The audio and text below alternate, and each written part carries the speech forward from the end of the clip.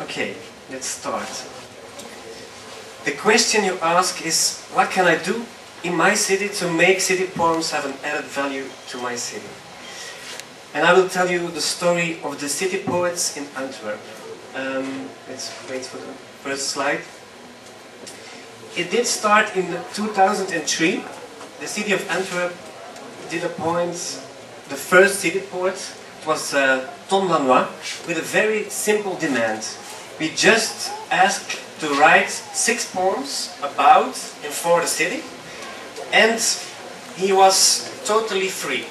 Artistic freedom, whenever he wants to write, whatever, and he could choose. So the topic and the moment when he did present his poems. So 6 poems in 1 year.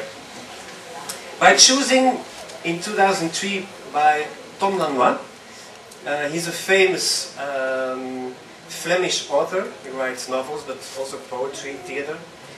By choosing him, this is in the City Hall, where the city poet is appointed. By choosing Tom Lanois as the first city poet, we did have a lot of media attention. So there was a big fuzz around Antwerp is going to have city poets. And Tom Lanois, his mission statement was, well, let's take the city as the carrier of the poem. So I'm going to write on the city itself. So here you see one of his poems he did write.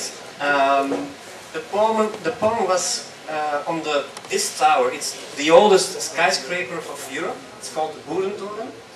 And Tom did wrote a poem where this male tower was declaring his love to the female tower of the cathedral. And you will see the cathedral. The cathedral is standing next to the Boerentoren. So the male tower was saying, yes, love me, but in the poem.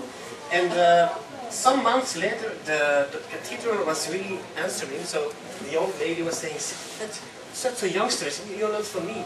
And we were having big speakers in this tower, and for 1 week long, every day, 2 or 3 times, there was a song, also a poem. Tom Lanois wrote. This is the old lady. It's the famous lady in Antwerp, and she did sing the song every day in the tower, and everybody could hear the answer. So the mission statement of Tom was, I want to be in public space in the city, so everybody can read my poem. This is another one. It's on the Antwerp sky, and this is a concrete installation with mirrors inside. You can walk inside it. And the sky is falling into that piece and reflected in the mirror, and the poem is inside the mirror. So you can see walking yourself inside the mirror, but also you can read the poem. So Tom did have 2 years. I think he wrote 10 or 11 poems. And every time we did look for a manner to present the poem into public space. The second city poet was Ramzi Nasser, which is also famous in the Netherlands. He's half Palestinian and half Dutch, but living in Antwerp, I think, for 10 years. And by choosing Ramzi, there was a little bit of a polemic discussion, why choosing a foreigner in Antwerp to be city poet, and nobody, or not many people were knowing Ramzi, but when he came with his first poem, which was a fantastic poem, the people of Antwerp were really impressed by the artistic quality. So we were choosing always, if possible, the best poets. And he's appointed. There's not a big contest of something, no. There's a small committee which is nominating just one poet, and the city council is adopting him. So, and has complete artistic freedom. Here's a poem about university in Antwerp, which is integrated into one new building of the university. And of course, Ramzi Nasser is also an actor. So when he brings his own poems, it's always fantastic. So that's another one. Ramzi Nasser did wrote about poverty in the city. And he did talk to a lot of poor people.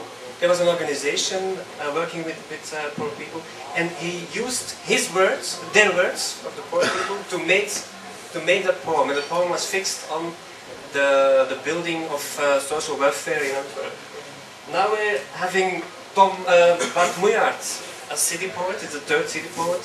He was appointed in the city hall in January. It's every on National Poetry Day. We have another city poet. His first poem was translated in I think 5 or 6 languages, and we did make a door hanger from it.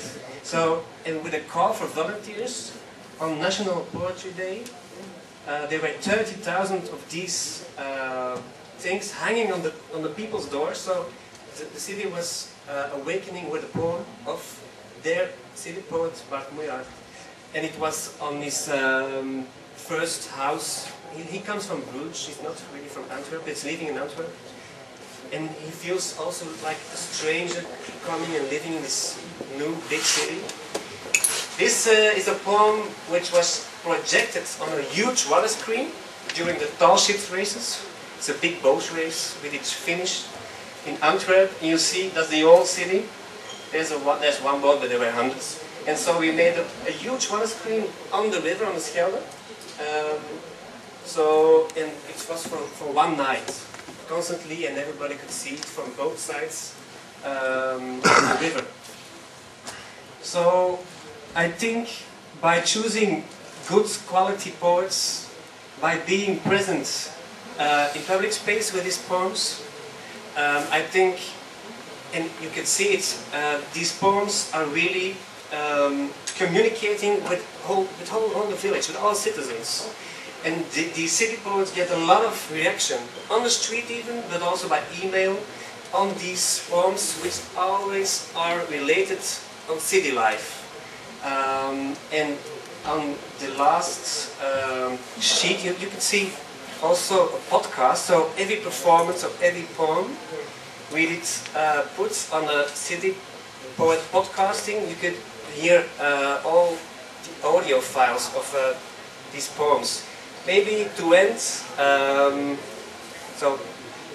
they asked me to have a final sentence that you have to remember. So I think poetry can be used as a major tool to communicate on the city and city matters in an artistic way. So it's really a kind of city marketing which is generated by a poet. And these poets' ideas and perceptions of the city are in public space. So every poem might be or is an invitation to think about the city. So, thank you.